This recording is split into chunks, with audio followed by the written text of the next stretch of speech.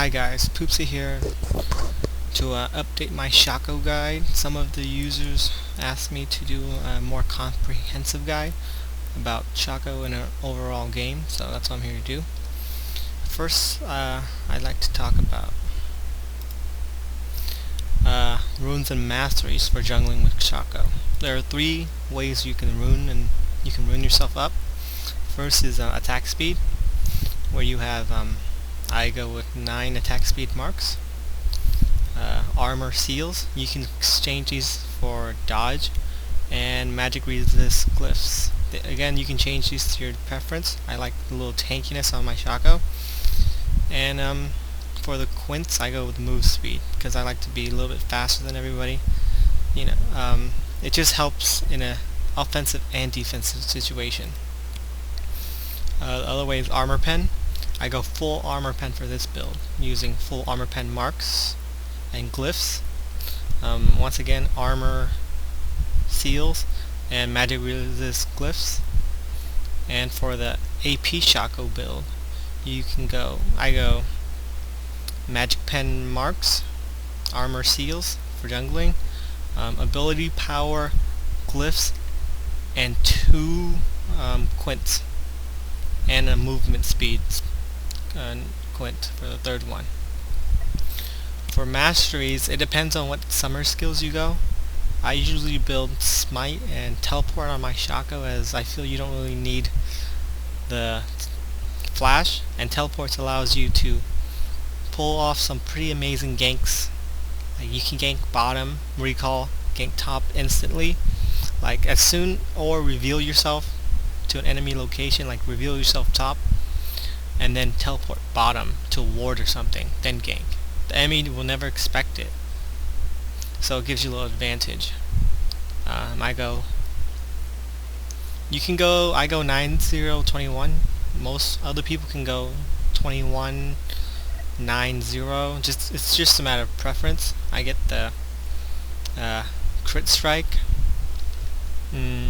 smite mastery, and a little bit magic pen for Jack in the Boxes, teleport, regen, awareness for jungling, gold per 5, gold per 10, which is pretty good for jungler, as you're not in the lane all the time and you're moving around a lot. I get the utility right here for the increased buff duration. That should not be there.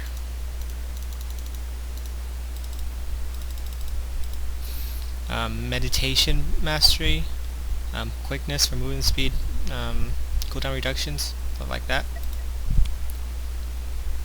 Now here the next part is summoner spells. Smite is needed, even though Shaco can clear the jungle without smite. You kind of need smite to secure dragon and baron buffs. Without it, the enemy can easily steal all of your buffs and dragons and golems, and you don't want that. The second mastery, the second summoner spell, is up to you. Exhaust works. It pretty much guarantees a gank. So does ignite. It's all a matter of preference. If you feel like you're not safe enough as Shaco, you can get flash. I run teleport. It's all a matter of choice. The next thing to talk about is item build. For each of the build, there's a couple of essential items that you can that are necessary in the build. When you are making your build, try not to go over 10 to 11k gold. That's usually how much gold you'll get in an average game, spanning from like 30 to 45 minutes. You don't want to go over that, as it's kind of unrealistic. The first build, the essential item that you need for across all 3 builds is Wriggle's Lantern.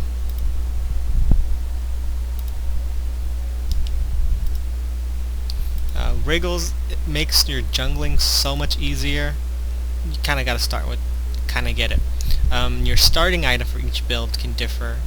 You can go cloth and braid of 5 pots, or you can go longsword 1 pot. If you go longsword 1 pot, you can do one of the buffs with one of the other camps, leave a box, and then teleport to that box, and then continue your jungling.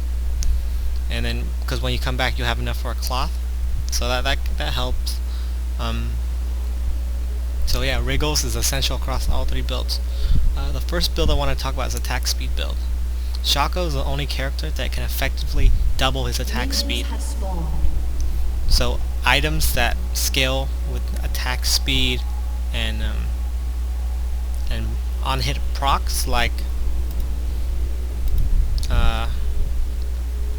Wit's End is awesome.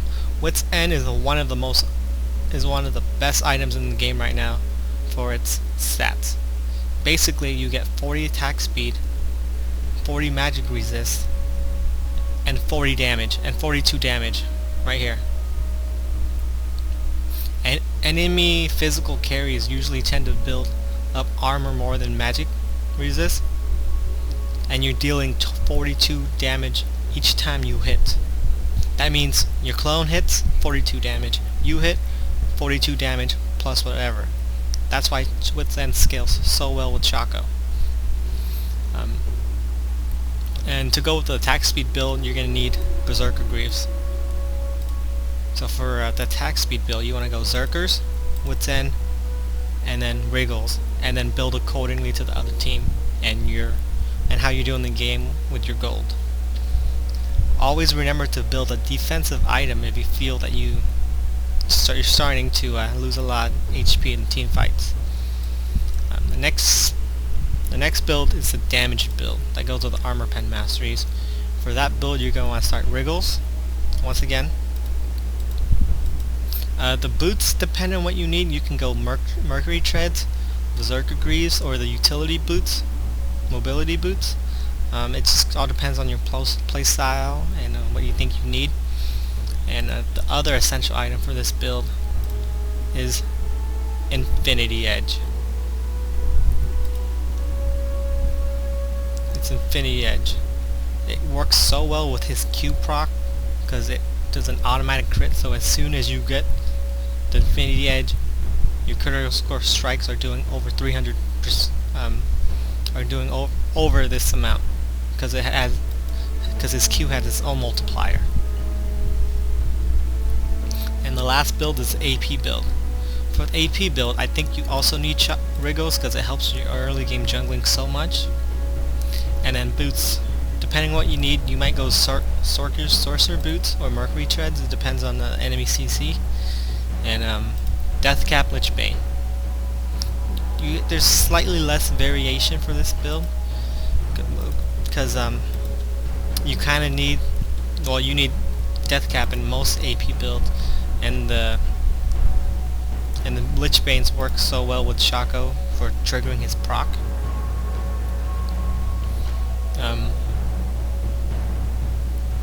Next is the skill build.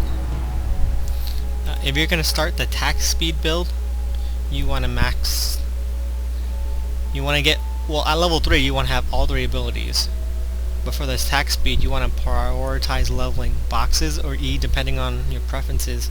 E is a little bit better for lane ganking, and boxes is better for jungling and counter jungling. For the damage build, you want to max this as soon as possible. Have all abilities at level 3, but max Q whenever possible over all the other abilities. And for the AP build, you want to max box and Shiv. Probably Shiv first. Prioritize leveling Shiv up, and then box, and then get Q after. Early game, gank, gank, gank. After you have level 3, you should gank whenever you can. If you're taking Wraith Camp, you just finish, pop over here, Q in, drop a Lanish Q or a Shiv, run away. Like, you don't have to fully commit to the gank, but as long as you land something, you're cutting down the damage of the enemy champion, which helps your champion a lot, and you're also kind of zoning them from the creeps that they could have if they were just freely in this area. That's one thing. If you're up here, you know, gank, gank, gank. Like taking blue, done, come up, do something. Always try to land something. Like, Like, it helps your lane mates so much you don't even know. After you're level 3 or 4, don't just stay in the jungle. Prioritize buffs, and then ganks, and then the wraith camps, both wraith camps, as they yield the most gold, and then the rest of the camps. So if you have a chance to gank, if you have a chance to get buffs, do the buffs. If you can't, see if you can gank anywhere. Like, even just like a small gank to do some damage. If there's nothing, try to take both wraith camps. Like, your enemy, your support should be CVing this area. When they CV, they should either CV in this location to see this area, or CV right here, seeing wraith camp and red buff, or for the enemy. And try to get the timing of their wraith camp down so you can steal it. Wraith camp yields the most gold. So if you can just pop over here, take it, go back on your side, take it. It helps a lot. But remember to gank, gank, gank. Alright, so now when you start, you can either start over here where you box right here, 3-4 boxes, 2 boxes down here, smite the big wraith, go down, do your golem, do red buff, you have level 3 really fast. The advantage of doing this path is a quick level 3, so it gives you a faster ganking timeline. You can start ganking faster at a faster time, and therefore you have a better chance to utilize Shaco's strong ganking potentials. If you start blue buff, you can go through the jungle like my other video, or you can go blue buff over here or here, set up boxes, try to kill him once he goes to the red camp, or go over here, set up some boxes in here, right in this location, and don't stand right here. If you box right here, stand right here, it might trigger, so you want to stand a little bit closer.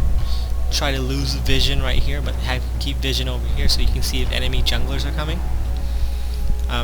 Those are the two advantages of starting blue buff. And early game, you should be putting boxes everywhere you go. Like, you just did blue, you just did dual golems, leave a box right here, leave a box right here. It doesn't matter. Like, it can only help. There's no way those boxes are gonna hurt. Say an enemy jungler comes to gank, like, he's coming from this side to gank. There's a box. Yep, your team has time to run away. Or if he ganks right here, there's a box. He has a chance. Your team has a chance to run away. Like, even if your team is losing, like the enemy ninja ganks, right? And your teammates are forced to go over here. Like, if they run towards, if they run towards right here, and they run into, and your teammates lead them into your box, they just got away because of your box. Same up here. Leave a box right here. Leave a box right here. Leave a box right here. Leave a box right here. If you have teleport, remember, you can teleport to your boxes. You can teleport to your boxes, so leaving the boxes everywhere cannot hurt you. Next is boxing dragon. Always after probably the 4-minute mark, you want to leave boxes around dragon. If you know you're going to take dragon soon, you should do like a box right here, and a box right here, box right here, box right here, kind of before you start, because if the enemy were to come and try to counter smite, you have like a 1 second time frame where they're feared that your teammates can either attack, or you would have a better chance to smite down the dragon. Next is how to play Shaco during mid-game. This is usually the make or break period for Shaco players. Most of them think that once it gets to this period, they can just go and push a lane while you're leaving the rest of the team to defend 4v5. That's not always the best decision. Depending on your team composition and the enemy team composition, if they're a better, if they have a lot of AoEs like an Amumu or a Galio, they'll most likely end up ahead in 4v5 fights, and therefore can just kill your entire team and then push 2 towers, maybe even an inhib, while you just slowly go 1. I mean, yeah, you're trading towers, but you just lost 4-5 assists because the enemy just got the assists, and potentially 4 kills that you just lost because your teammates died. Like, never purposely make your team fight a 4v5 if you can help it. I mean, if your team is ahead and you guys have a good defending composition, like a Heimerdinger within a Mumu, then yeah, it might be smart to try and utilize the Shaco push advantage, but think about this, think about your composition before you do this. Next is boxing for Baron. Probably after the 20-minute mark, you should start boxing Baron. If you guys have an early game advantage, you can do a fast Baron by putting boxes. I learned this from Hotshot, by the way. You can put boxes here, here, here, here, here, and it kind of prevents the enemy from. It gives you like a good 6 seconds time frame where the enemy's just running into your boxes and getting feared.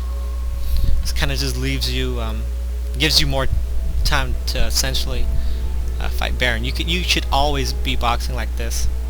Maybe over here too, like maybe one box right here, to give you a little advantage if you have the chance to box these locations before you start Baron. In team fights, you should never be initiating. Always let either team's tanks initiate the fight. Now, after the tanks initiate, you have to wait 2 or 3 seconds. Wait that. Just wait it out, 2 or 3 seconds.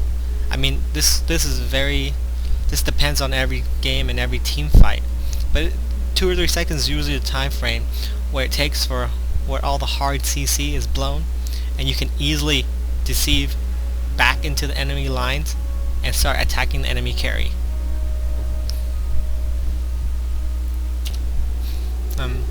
Do the same thing late game. Box up Baron. Late game is more of an emphasis on Baron control. Box up Baron, and remember to team fight. Never purposely leave your team to fight a 4v5 unless you know they can like 100% win. If you guys are up like 20 kills, yeah, you can split push and be fine, but if it's a real close game, that can make the biggest difference in winning or losing the game. Alright, thanks for watching, guys. Have fun with Shaco.